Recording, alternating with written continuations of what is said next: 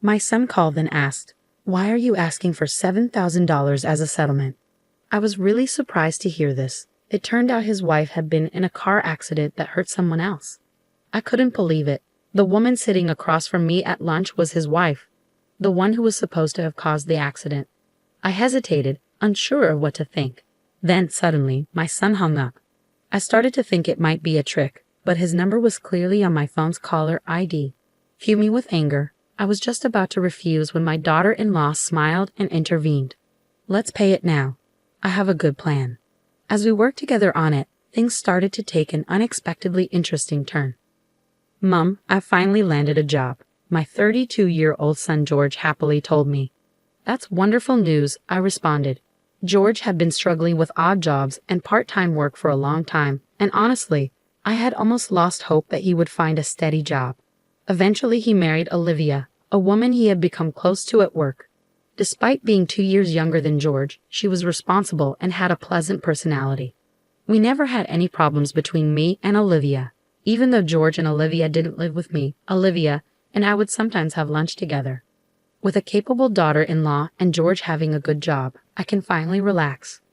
But before George married Olivia, he had a bad habit. Even though he didn't have any money coming in, he would spend it recklessly and buy whatever he wanted. He even took money from my wallet a few times. "Why would you do that?" I scolded him firmly, trying to get an answer, but George just frowned and turned away, refusing to talk. Taking money from your parents' wallet and acting immature, even at his age, made me cry. Because of this experience, I was a bit worried about how George's marriage with Olivia would turn out. "Hey Olivia, how's George doing? Is he causing you any problems?" "Oh, not at all," she assured me. "I was worried he might take money from your wallet or make mistakes." Olivia flexed her arm, emphasizing her point. "It seems like my son's household is well taken care of by Olivia." "Oh, that's a relief. With you around, everything will be fine." I sighed, thankful that George had married such a capable wife. One day, while we were having our usual lunch together, my daughter-in-law and I were enjoying our meal. Suddenly, my phone buzzed in my pocket. I checked the screen. It was my son calling. "Hello?" "George, what's going on? Why the sudden call?" I asked, taken aback by the urgency in his voice. "Listen carefully, Mom. Olivia had an accident while driving. The other party got injured, and they're really upset. They're asking for $7,000 as a settlement," George explained quickly. I glanced over at Olivia, who looked just as bewildered as I felt. George, if you can gather the money, please let me know right away." "Bye," George said abruptly before hanging up, leaving me stunned. After the call, I sat there, trying to make sense of it all. Olivia was sitting right in front of me. How could she have had an accident? I wondered if George had misunderstood something, but the tension in the air was undeniable. "Mom, are you all right?" Olivia asked, her face showing concern about the call from George.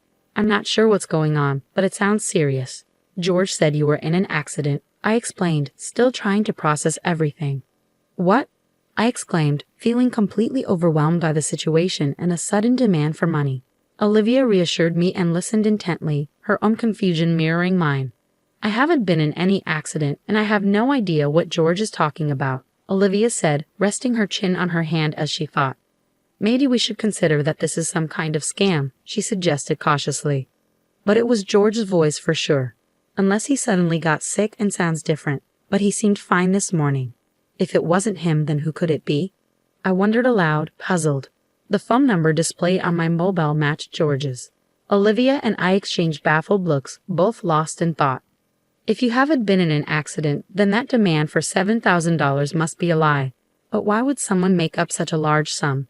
And I don't fully understand George's spending habits either, Olivia sighed, trying to make sense of it. "Well, sometimes he spends money on trivial things when you see his room," Olivia explained. "What do you mean by that?" I asked, seeking clarification. Olivia then revealed George's recent actions, and I felt my anger flare. "George did that? Unbelievable. I won't tolerate it," I exclaimed, reaching for my phone to call George and give him a piece of my mind. But Olivia stopped me gently with a smile. "No need. Let's handle this strategically," Olivia said calmly. "Why?" "I have a plan," Olivia continued, her eyes sparkling with mischief. As she explained her revenge idea for George, I couldn't help but grin. "That sounds intriguing. Let's teach him a lesson. Exactly, it's time he learns, Olivia declared firmly. And so Olivia and I teamed up, ready to leave George speechless. 3 hours later, I pretended to fall for the deception and called my son back. I've got the $7,000 ready. Let's meet in person for the exchange, I said over the phone. Wait a minute, came the cautious reply. Do we have to wire the money? No, that won't work these days. Banks scrutinize large wire transfers. It's safer to hand it over in person, I explained. Okay, where should we meet? My son asked. I specified a location and prepared a paper bag with the $7,000 inside. Sorry for the delay, my son said awkwardly as he arrived, accompanied by a stranger. Who's this? I asked, puzzled by the unfamiliar face. I'm James. I'm the one his wife hit with her car. The man claiming to be the accident victim introduced himself. James had a rugged face with old scars, suggesting he had a tough past. It was clear he wasn't just an ordinary person. George grinned with relief. Good, he brought the money. Now hand over that $7,000 to me, George demanded. Before we proceed, I have a question, I interjected, shifting my gaze between James and George. Sorry for any inconvenience caused. Could you provide us with details about the accident? Come on, does it really matter? George dismissed impatiently. It matters. We might be entitled to insurance compensation, and we need to understand what happened. I insisted, meeting James's annoyed gaze. I was caught up in the accident suddenly, so I can't recall the details, James replied. Yeah, I wasn't with Olivia at the time, so I'm unsure. Isn't that odd? George added, sounding uncertain. How could both of you be so sure she caused the accident in that state? I asked, placing my hand on my hip and tilting my head, pretending to be curious. Wait, is it possible that surveillance cameras or dash cams captured the incident? If so, could you show me the footage? Listen, lady, you've been asking a lot of questions. Are you implying I'm lying? James replied with a threatening undertone. Despite feeling intimidated, I stood my ground. I'm not assuming anything. I'm simply asking for evidence if you have any, I said firmly, maintaining eye contact with James. In the midst of our tense exchange, my son interrupted us. Mom, stop it. Enough. Just hand over that $7,000. George's face betrayed his fear and frustration. Yeah, exactly. There's no evidence. I didn't cause any accidents, George asserted confidently, only to be shocked by the sudden appearance of someone. Olivia, why are you here? I did mention it, but when you called me, Olivia was having lunch with me, George stammered. This doesn't make sense. I didn't hear anything about this. As my son nervously retreated, both Olivia and I closed in on him. Why lie and make your mom prepare $7,000? The game is over. Come clean. We confronted him, ready to present our evidence. Olivia and I had gone to their house together to uncover George's wrongdoing. While he was out, we searched his room and found damning evidence. Among them was a loan agreement indicating he borrowed $7,000 with steep penalties for late payment, but it wasn't from a reputable source. Turning to the man next to George, who claimed to be the accident victim, I asked sharply, Since you weren't involved in any accident, who are you? James chuckled. Caught me. I'm actually a debt collector who lent money to your son. He approached me for help to get the $7,000. Pretending to be the victim seemed like a good idea at the time, James explained, amused by the situation. Meanwhile, my son looked apologetic and shrank back nervously. So now that we know why your son borrowed $7,000, I continued, seeking clarification. Yes, when I saw my son's room, I was at a loss for words. I showed a photo on my smartphone of George's cluttered room. It was packed with a staggering number of anime character dolls. I checked their prices online and was shocked. These figures can be really expensive. Among George's belongings were items worth over $700. We also found receipts showing how much he spent on these figures, which was clear evidence. As a parent, it's difficult for me to admit, but my son is careless with money. His wife manages his entire salary. How could he afford to buy such expensive things? If he had stolen from my wallet, I would have scolded him right away. We now understood why he got into debt, and my daughter-in-law and I were dumbfounded by the trivial reason.